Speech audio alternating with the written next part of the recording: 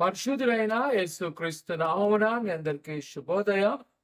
పరలోక కుటుంబ పరిచర్య యొక్క మందిర సంపూర్ణ పని కొరకు ప్రార్థించండి, సహకరించండి.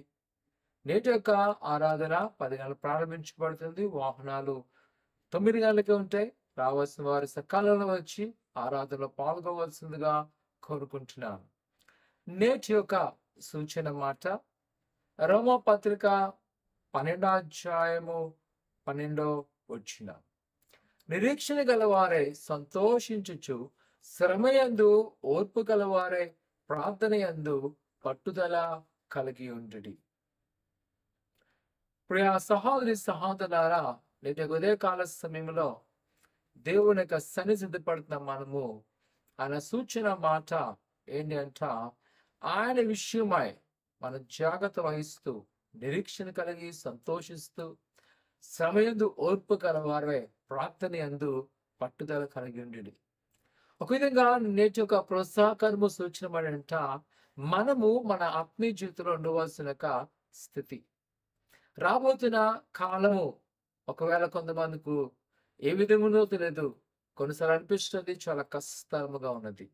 నేను ఎలా దీన్ని కొనసాగించుకుంటాను, ఎలా నేను ముందుకు వెళ్తానని అనుకుంటామేమో. ప్రియ కుమార కుమార్తె, నిరీక్షణ అంట సంతోష కలుగుండు. దేవుడు నా పట్ల కార్యం చేస్తాకని నమ్మకం ఉంచు. శ్రమయందు ఓర్పు కలుగుండు. భయపడక, ప్రభు నా పట్ల ఆయన ఆలోచన నెరవేరుస్తాడు కాబట్టి కొంచెము ఓర్పు కలుగుందాము.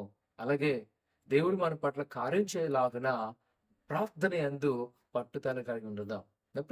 ఎప్పుడైతే ఈ యొక్క సూచన ప్రకారము మన ఆత్మీయ జీవితంలో ప్రభు కొరకు వేచినట్లయితే ఆయన తప్పనిసరిగా అద్భుతం చేయగల సమర్థుడు. నేను ఖచ్చితంగా చెప్పగలను, 25 సంవత్సరాల యొక్క పరిచర్య పరలోక కుటుంబాలను ప్రభు నడిపించడంలో ఆత్మీయత అనుగరున్నదో ఒకటే, నిరీక్షణ కలుగుండేవారు ప్రభు దేవుని యొక్క వాగ్దానం నెరవేరుస్తారని, శ్రమకాలంలో ఓర్పు కలుగుండేవారు కంగారు పడే కాదు, ప్రభు అని చిత్తం నెరవేర్చని అనుక్షణము ప్రార్థన యందు పట్టుదల ఉండడం వలన ఈరోజు నేను ఖచ్చితంగా చెప్పగలము, వారి యొక్క ప్రార్థన వల్ల మేము ఆశీర్వదించబడి ఉన్నాం.